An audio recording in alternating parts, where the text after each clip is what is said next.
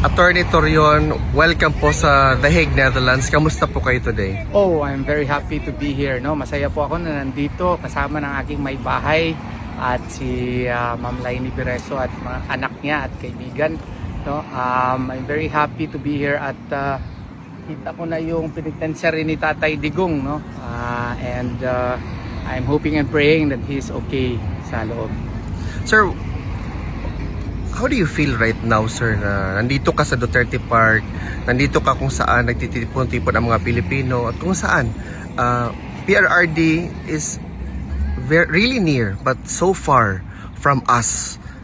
Well, honestly, I feel I have mixed feelings. No, first, I'm very downtrodden, especially in the light of the fact that I know that he is just very near. Yet, even I, as a lawyer, could not even go to him kasi there are requisites that have to be complied with before I could enter. And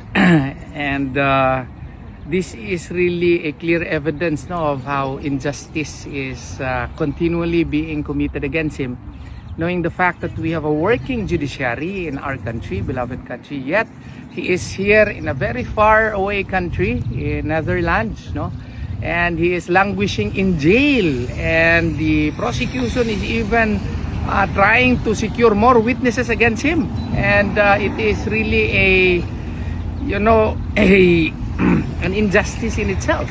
So kaya I have mixed feelings kasi at least nadala ako ng kliyente dito, ng mabait ko ng kliyente, at pero ako rin ay hindi masaya kasi nakikita ko kung ano ang sitwasyon po ni Tatay Digong dito.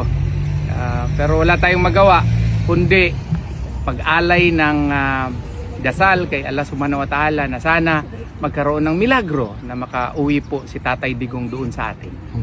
Attorney, the Appeals Chamber of the International Criminal Court will read their decision doon sa jurisdictional challenge na isinumite ng defense team. Do you have insights or hope perhaps sa decision ng court, sir? I am hoping against hope, no, that a miracle will happen because the positivist in me keep on telling me that somehow a miracle will happen and the ICC will do the right thing. However, I am also a realist, and I know for a fact that PRRD is the shining armor of the ICC for its continued relevance in the international arena.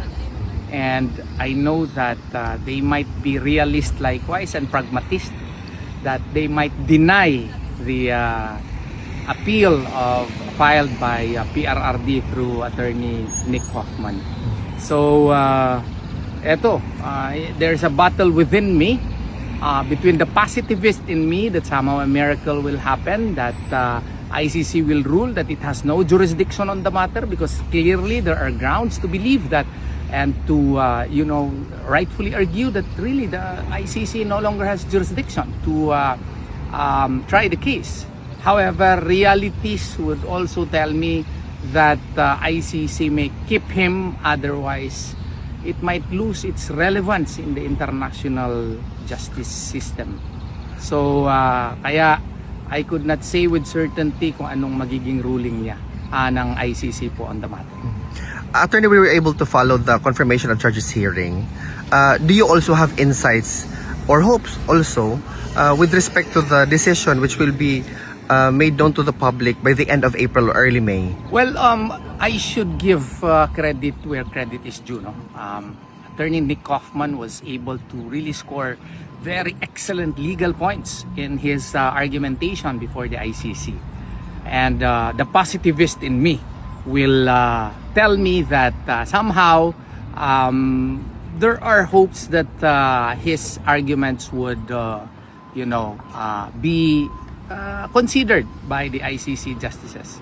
However, the realist in me again will tell me that somehow some of his arguments may not be duly considered, and there may be charges that will be confirmed so that the hearing against PRRD will continue.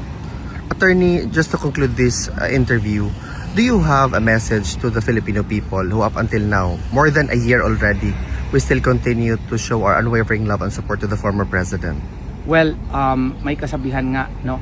So long as the sun rises in the east and so long as we are alive, there is hope. Alam ko yung pagka-realist in me, no? That is born in the fact that I am a lawyer and I am also abreast of what is going on in the international arena.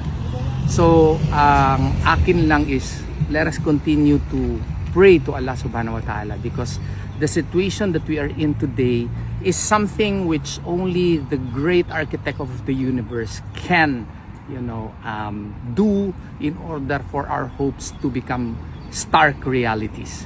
So let us continue to pray to the Lord Almighty that somehow a miracle will happen, that the appeals chamber will rule in our favor, and the confirmation hearings will likewise be ruled in our favor. Yan na lang po ang aking masasabi po dito.